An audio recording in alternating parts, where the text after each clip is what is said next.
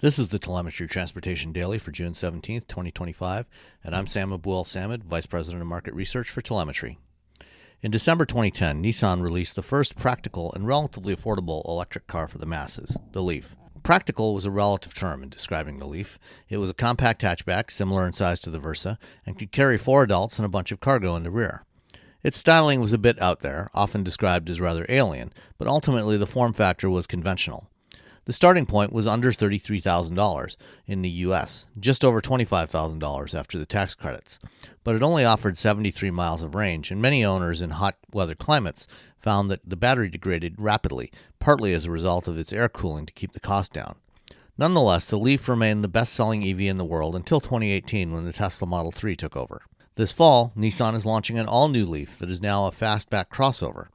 It's roughly the same size, but now has a liquid-cooled battery in either 52 or 75 kilowatt-hour capacities. With the larger battery, the new Leaf gets almost 50% more range than the best current gen models at about 303 miles. The Leaf is based on the same architecture as the larger Aria, and its styling is very similar. Nissan hasn't given a range estimate for the standard battery yet, but it will likely be a little over 200 miles. The old Leaf was one of only 2 plug-in vehicles sold in North America with the Japanese standard CHAdeMO port for DC charging and was limited to just 50 kilowatts.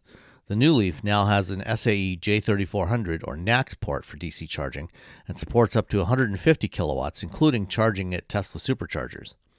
Cold weather charging should also be dramatically improved thanks to a battery preheating system, and a heat pump for the climate control should improve overall efficiency. The big challenge for Nissan is that this Leaf is arriving on the market in the middle of a trade war.